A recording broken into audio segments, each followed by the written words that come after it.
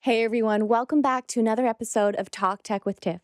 In this episode, I sat down with Emily, who is a security engineer at Amazon. We spoke about her journey, starting from when she studied electrical engineering and how her career path went into cybersecurity. We also spoke about the demand for roles in cybersecurity, different tips she has for entering the industry, and also where she thinks cybersecurity is headed.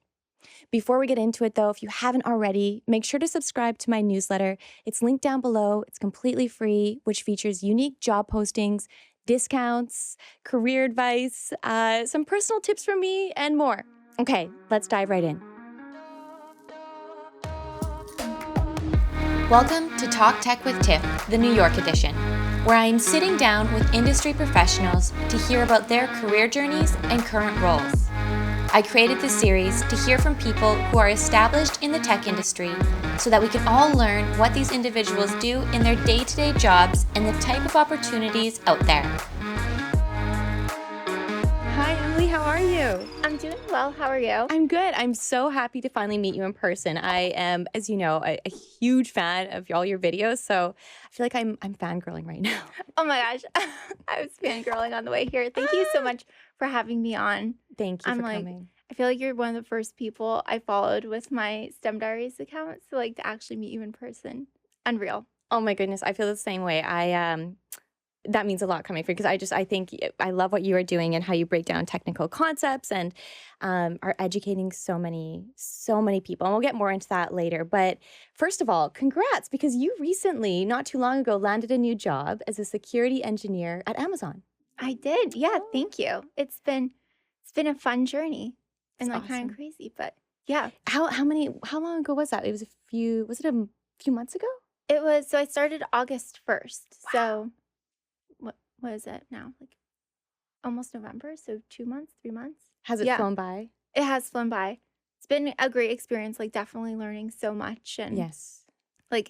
Still adjusting sometimes, but it's still such an amazing place to be and learning a lot. So that is awesome. And I feel like we were speaking about this a little bit prior to starting this video, but just to, be extra safe, all of your views or I'll let you say the quick spiel. should I look at the camera for this? Yeah. Serious time.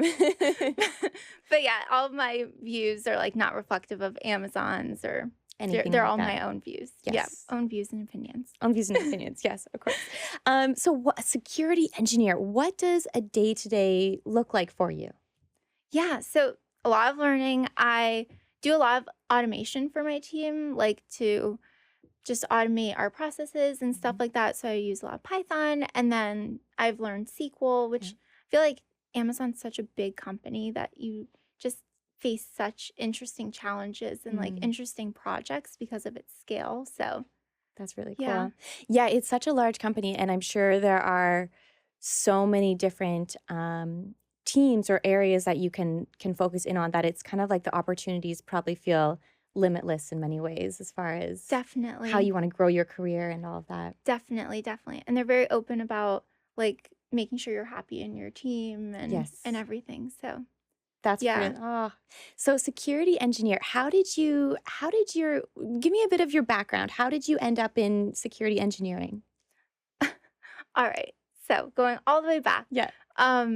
So in college, I applied for an externship at Morgan Stanley's cybersecurity team when I was a sophomore. And I ended up doing that, falling in love with cybersecurity. I probably should mention this earlier, but I had a degree in electrical engineering. Yes. So not really cybersecurity related, but had this externship, fell in love with cybersecurity. And kind of after that, I knew I wanted to pursue a career in cybersecurity. So I ended up doing an internship then my junior year of college, and intertwining, it was machine learning software development intertwined with cybersecurity. I really liked that. And then after that, at Accenture doing cybersecurity consulting, and now in my current role, security engineering at Amazon.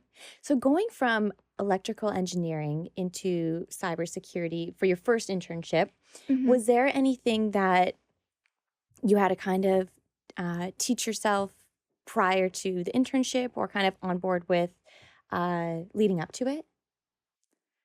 Yeah, so I felt like I really had to learn a lot more coding skills and programming skills when Yes. Yeah. I started. It was kind of like in school, I learned a little bit of programming, but it's just so much more different when you're Hmm. in the real world. Yes. Like, here's a project, solve it. Like, there's no professor telling you, like, guiding you, oh, like, this way is better. Like, Yeah. you're definitely just like thrown into the weeds. Hmm. So, I don't know if that's the right saying, but Thrown into the weeds. I like it. in the Yeah. weeds of Yeah. things. I don't know. You know what I meant. Yeah. But yeah, so So what did you find when you were, for example, leading up to that one internship? How did you find what methods, I guess you could say, worked best for you for self-teaching? ooh, that's a good question. I learn the best doing things. Like when people explain things to me, I'm like, okay, like I'll pick things up. And then I feel like once I start doing something, I have like 1,000 more questions. And I feel Mm. like just completing projects really helped me. I mean like Google, but Yeah. yeah, just like making mistakes and learning from them, being like, okay, like Yeah. this worked, great. Why did it work? Or this didn't work. Why didn't it work? Yes, And figuring exactly. that out Yeah. really helps. When you were in that kind of, and I'm sure, and I say when, but I'm sure you're still always learning as, being in Definitely. tech, but continuing in that time frame, did you have a mentor that you could kind of bounce things off of, or was it kind of just you like learning from different things online and all of that? Definitely learning online. And I mean, in my internships, like my boss, or I don't know if like when you're interning, you have a boss, but like the person I Yeah. reported to in the internship, like was super supportive and like just really helped me along the way Yeah. also. So I felt like in a sense she was like my mentor, That's really which was cool. really nice. Yeah. And she was also like we went to the same college, but she was like she graduated before I started. So it was like also that bond. That's nice. Yeah, that bond, that trust is there Yeah, already. Yeah, yeah. exactly. Um, as I'm sure, I mean, of course, but there's probably so many viewers who are watching this who are either interested in security engineering, cybersecurity in different aspects. And I don't know if I wrote down in my notes, I don't think I did, but the stats around how many jobs are needed for it and how Oh my yeah, the it's stats are insane. insane. There's so many roles that need to be filled. And one question I had for you is, and if someone wants to get into one of the roles, I guess, I know there's so many, but either security engineering or other roles in cybersecurity, do they need to go back to school for it, or do you work with people who maybe come from different backgrounds, even yourself, starting with electrical engineering to Yeah. now? Yeah. So I feel like you don't necessarily have to have a background in cybersecurity. Like Hmm. I feel like I've gotten that question on Instagram a lot is Hmm. like, wait, but you're an electrical engineer. How are you in cybersecurity? And I Yeah, feel like these technical degrees, or even if you don't have a technical degree, but like if you're a good problem solver, yeah, I feel like yeah, problem solving, being a quick learner, being a hard worker, it are like the ingredients that you need to be successful in a yeah, career in tech and like yes, very transferable skills because you're not ever going to know everything there's to know yes. about any field in tech. So it's Hmm. all about like how do you learn if you're quick at learning and stuff like that. Yeah, So yeah, I agree. And of course, there is the technical side of being a security engineer, of course, but what are some of the common soft skills that you find yourself using? oh, definitely like communicating my what I've done during projects. Like especially at Amazon, like being able to communicate, like, here's what I've tried, here's what didn't work, like, and I'll ask some people on my team, like, why do you think it didn't work? But if Yeah. you can't like communicate what you already tried, then you're like, you'll end up going in circles. And I feel like Hmm. communication has just been so important. Um, not only at Amazon, but like In just general. in general. Yeah, Yeah. like in college too. Yeah.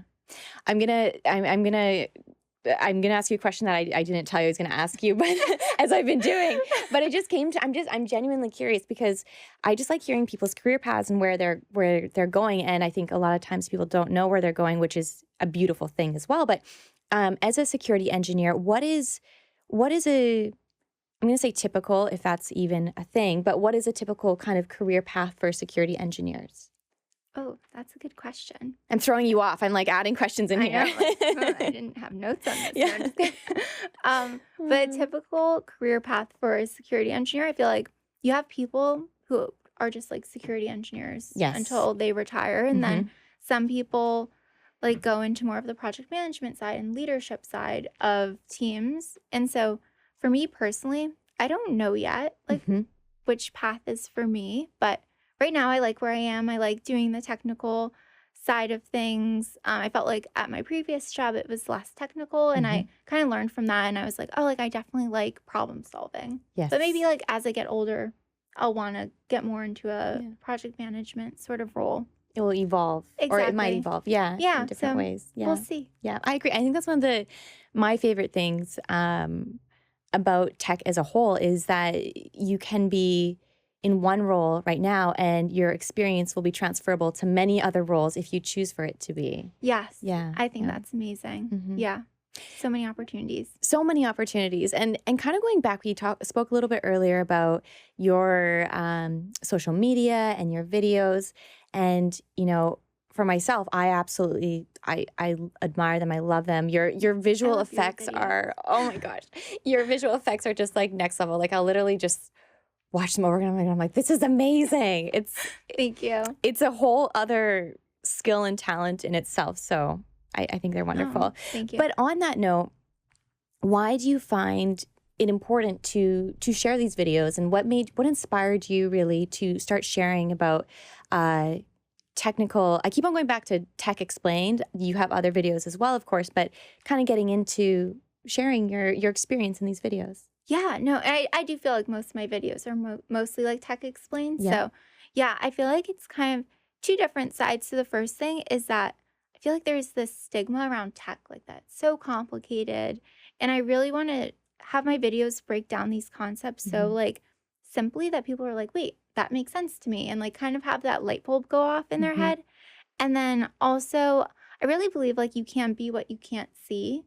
And to have my social media platform be able to inspire other girls and women in tech, I think is such a powerful platform and experience to Yeah. have. And so I really want to use it for those two things and like have women and girls, like, especially like high school or college girls, see my videos and be like, wait, that makes sense. And like, and relate to me as a human being and be like, oh, like I'm like Emily. I could be an engineer or I could Yeah. be in tech too. Yeah, I totally agree. And even too and I don't know if you feel this way as well, but for myself, who's been in the industry for a while, as yourself as well, going online and seeing other creators like what you're creating and others, it makes me feel, because sometimes the journey can be a bit lonely, and a bit like, sometimes I don't as much anymore, but sometimes questioning, should I stay in tech? Is this really right for me? And it's not because I'm not very passionate about my role and what I'm doing, but there definitely is, depending on the company you work at and whatnot, um, more often than not, less women than men, and sometimes it feels a Yeah, little bit lonely. And going online and saying, "Oh, wait, like Emily experienced this as well," or it makes the journey a exactly. lot more less alone, I guess you could say. It does. It does. And I feel like the women in tech community on Instagram is just incredible. Like Yeah, I was talking to my mom and I are really good friends. I So love like that. Yeah. thank you. So I was just talking to her and she's like, "Wow, like you've met so many women through your Instagram platform. Like that's so cool." And I was like, took a step back. I was like, "That is really cool. Like we do all Hmm. and I feel like we all support each other. Like it's just such an incredible community to be a part of." I agree, and so genuine too. And I think it's one of those things that, like, even we were talking earlier about how you now are very good friends with Linda, Yeah, and that is through meeting on social media initially. It's just, you exactly. never know the relationships that will form. And I mean, who knows, maybe later in your career, working at the same company or different things like that, which is really Right. interesting. Yeah, like, you never know where you're gonna end up. You never Yeah. know where you're going to end up. Exactly. One other question I had for you is around, where do you see the future of security engineering? Okay, great question. So I feel like security engineering is a fairly new field and industry to be Hmm. in. So it's like as we get smarter, so do the hackers. And I think it's Yeah. just so interesting to see the progression And just like as more gadgets are creative, it leads to more vulnerabilities and more Okay. areas to be hacked and just like more in demand. I feel like Yeah. right now, as you were saying earlier, like security is so in demand and it's Hmm. just going to keep getting more and more of a necessity to Yeah. have people in the field. But I just think it's so interesting. I was listening to, I don't know if you listened to the Darknet Diaries. No, but I've heard really good things about the podcast. But I've I never love listened it. to it. Yeah. Yeah, and they just like it's all about cybersecurity. Hmm. Um, and this one episode was all about this guy who's a pen tester. In case the viewers or listeners Yeah. don't know what pen testing is, it's short for penetration testing. It's where you're kind of like a good hacker and you Mm. see where the vulnerabilities are in devices and Yeah. software and stuff like that. But so this guy was saying he was pen testing children's toys. Okay. And all my ears perked up. I was like, Hmm. what's there to like pen test Yeah. in a children's toy? And it was this baby doll. Again, I was like, where is this story going? Like, Yeah. so random. But this baby doll used Bluetooth to say like goo goo gaga and these different words. And he was saying that there's this attack called a replay attack, Okay. relay attack.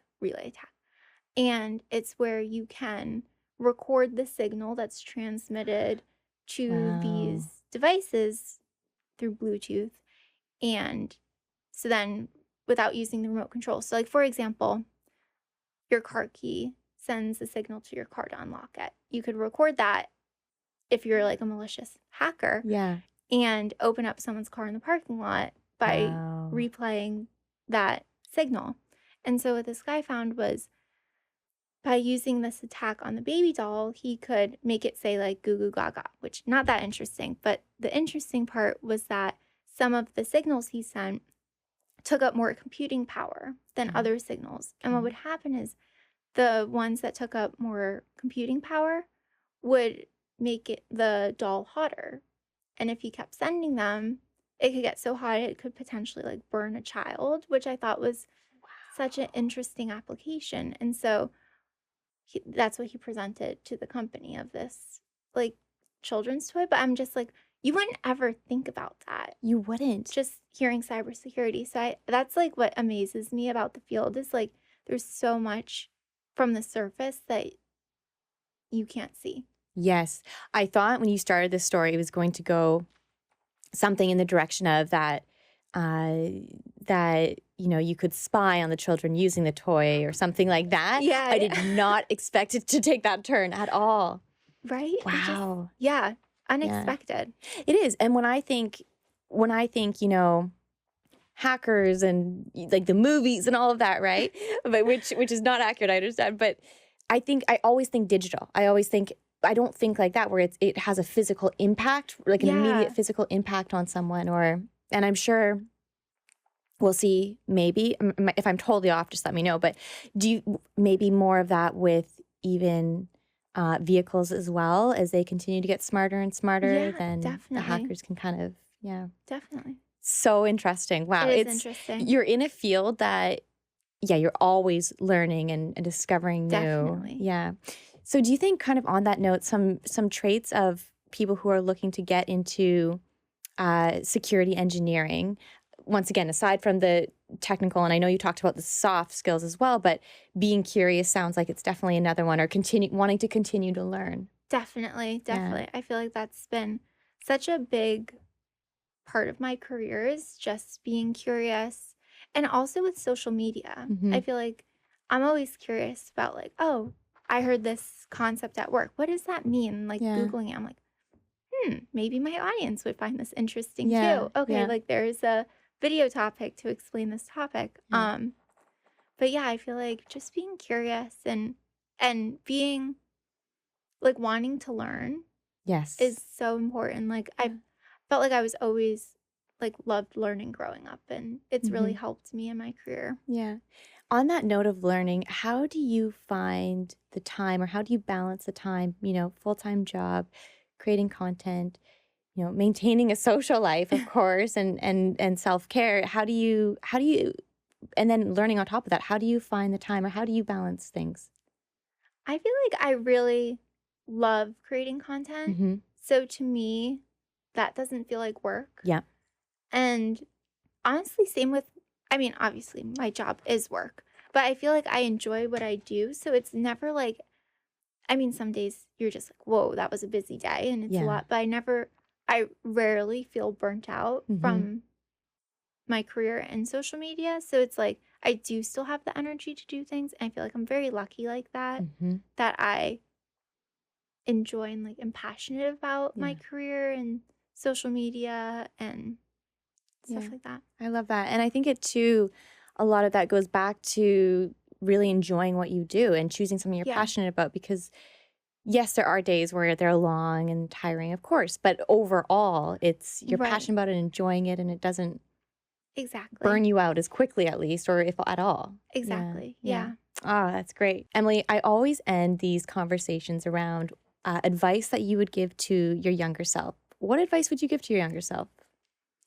I feel like I would tell my younger self, like, you're going to have good days and bad days, especially in college. Like, my test grades, some of them were not great, but it's Hmm. like you have to keep pushing through and like I think it's being curious, going back to being curious, like getting a bad test grade and being like, okay, like why did I get this wrong? And learning from your mistakes is Yeah. so important. And just like pushing through and knowing that like you have blips in the road, but at the end, like your goal is your goal and you'll get there, sort of thing. Um, and then also just exploring different fields. And like if I didn't have that externship at Morgan Stanley with for cybersecurity, like I would have never had a career in cybersecurity. And it was just I remember filling out the application. You could apply to 5 and I was like, I don't know anything about cybersecurity, but I'll give it a shot. And yeah, here we are. So I feel like Wow. just being curious and exploring and Stay curious. yeah, Yeah. exactly. And not being afraid to ask questions. I feel Yes. like it's Yeah. a big one too. Like asking questions doesn't mean you're not intelligent. Like Mm-hmm. it means you are intelligent if you have Mm-hmm. questions. So, I agree. I agree. That's something I still have to remind myself. I feel like, me too. especially when starting a new job, as we both did recently, sometimes it's easy to be like, you go into it and then part of me is like, Tiff, you should know it all. And it's like, wait, no, no, no. They want you to ask questions because that means you care and you're Yeah, curious and all that. But definitely. stay curious. I love that. Emily, thank you so much for taking the time to connect with me. It was great to hear about your journey, Oh, about thank you. security engineering. And for everyone watching, I linked Emily's socials down below. So make sure to go check her out. I'm sure all of you have already, but if not, go say hi. Oh, thank you so much for having me on. This has been amazing. Thanks, Emily. I'll talk to you soon.